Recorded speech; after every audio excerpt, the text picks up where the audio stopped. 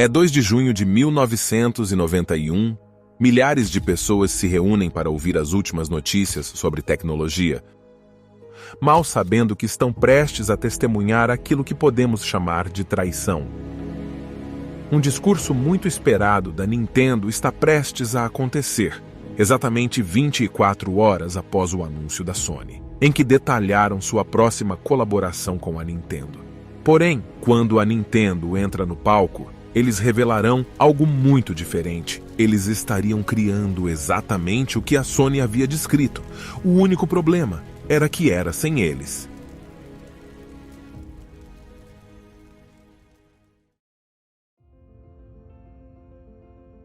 Ken Kutaragi, o homem responsável por essa parceria entre Nintendo e Sony, ficou chocado e devastado. Ele arriscou tudo para fazer esse acordo. Devido ao seu espírito de coragem, ele não está pronto para desistir. E ele não vai. Mas para entender melhor, você precisa ouvir essa história desde o começo. Ken trabalhava para a Sony nos laboratórios de pesquisa digital como engenheiro. Através de seu trabalho, ele conquistou uma reputação como um visionário, e essa reputação pavimentou o caminho para o seu futuro brilhante. Ele estava fascinado com a crescente indústria de videogames, tanto que ele comprou um Nintendo Famicom para sua filha. Enquanto a observava jogar, ele se inspirou e ficou convencido de que a Sony poderia criar algo melhor. Então ele foi até os executivos da Sony e apresentou a ideia. Ken não obteve a resposta que esperava. Em vez disso, ele foi ignorado e disseram que a Sony não estava no negócio de criar brinquedos para crianças. Ele pensou que os eletrodomésticos que eles estavam produzindo ficariam obsoletos em breve. Ele considerava que o que eles chamavam de jogos poderia não ser apenas jogos, seria o entretenimento do futuro. No entanto, eles não tinham imaginação, então não sabiam disso. Eles pensavam que jogos eram apenas o que era vendido em lojas de brinquedos, além de acharem que os videogames eram apenas uma moda passageira. Mas Ken imaginou um mundo onde os videogames seriam o futuro e seriam apreciados por todas as idades.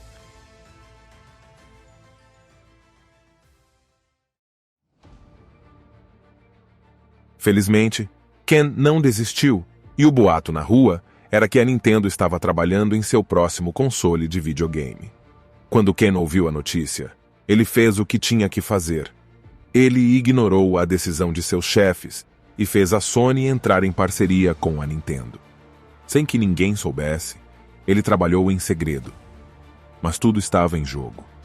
Os superiores de Ken logo descobririam. E quando o fizessem, sua carreira e o projeto em mãos estariam em perigo. Felizmente, quando esse dia chegou, o presidente da Sony na época, Norio Oga, apoiou a decisão de Ken de trabalhar com a Nintendo. Ele concordou que essa seria uma boa maneira de entrar na indústria de videogames. Com o apoio necessário de Norio, o acordo continuou e se tornou a melhor estratégia da Nintendo contra seu rival, o Sega Genesis. Foi uma parceria forte que rendeu resultados favoráveis. Portanto, não é surpreendente que pouco depois, a Sony e a Nintendo entrassem em uma nova parceria. Desta vez, Norio estava a bordo desde o início. A Sony desenvolveria um acessório de CD-ROM para o Super Nintendo Entertainment System. Até então, os consoles da Nintendo só podiam acomodar cartuchos de baixa qualidade e, com a história da Sony de produtos baseados em CD, o futuro parecia promissor. E mais claro, junto com o acessório do Super Nintendo, a Sony também lançaria um console separado, um híbrido que incorporaria tanto a reprodução de CD quanto de cartuchos. Ele seria conhecido como PlayStation. Finalmente, chegou a hora da Sony criar consoles de videogame. Tudo estava indo bem. 2 anos e 100 protótipos depois, as duas empresas estavam prontas para anunciar seu projeto conjunto para o mundo. Na Consumer Electronics Show em Chicago, a Sony subiu ao palco e fez seu anúncio de que, em parceria com a Nintendo, o PlayStation estava chegando e eles criariam super discs para serem usados com ele. A expectativa aumentou. Tudo parecia estar indo bem. Infelizmente, esse sentimento de excitação não duraria muito, porque apenas 24 horas depois, a Nintendo subiu ao palco. A Sony estava sob a impressão de que o discurso da Nintendo detalharia sua parceria, mas a Nintendo tinha outros planos. A Nintendo percebeu que o contrato que assinaram um ano atrás favorecia muito a Sony. A Sony estava planejando manter todos os direitos sobre os jogos que desenvolvessem, e a Nintendo tinha perdido isso. E então, no dia seguinte ao anúncio da parceria da Sony, foi a vez da Nintendo. Em seu discurso, eles fizeram algo impensável. Em vez de se associar à Sony, eles disseram ao mundo que trabalhariam com o rival da Sony, a Philips.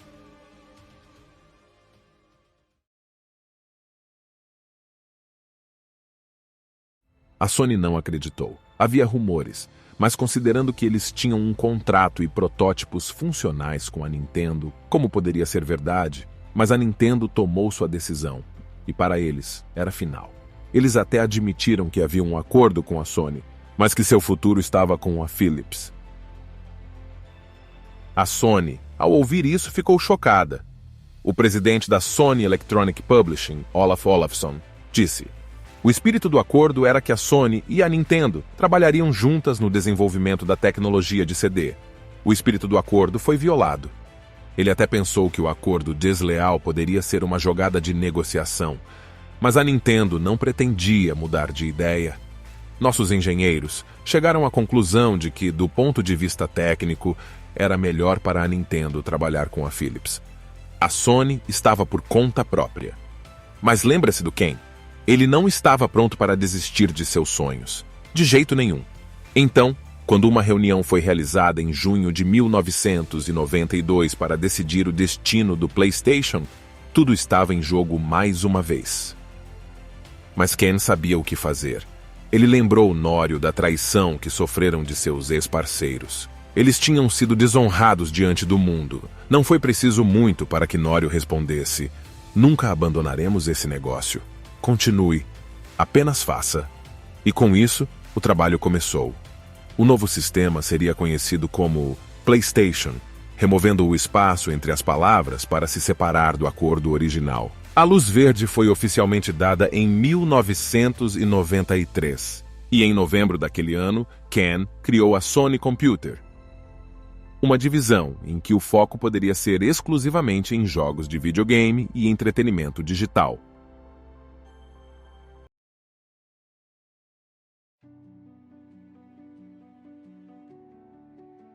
Com grande sucesso, o console PlayStation fez sua estreia no Japão, vendendo cerca de 100 mil unidades no primeiro dia e 300 mil unidades até o final do ano. Ele até chegou a vender 1 milhão de unidades em apenas 6 meses. Nas próximas décadas, a Sony aprimorou e melhorou o console de jogos, do PS1 ao PS5. Também foram lançados pequenos dispositivos portáteis pela Sony, conhecidos como PlayStation Portable, PSP Go e PlayStation Vita.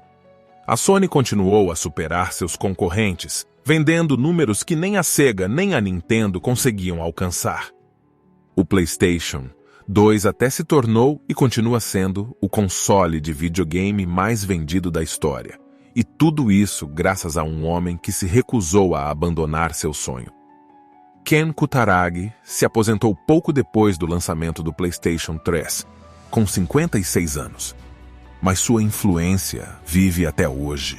Ele continua sendo conhecido como o homem responsável pelo nascimento do PlayStation, o pai do PlayStation. Se você gostou desse vídeo, deixa o like e se inscreva no canal. Obrigado por nos assistir.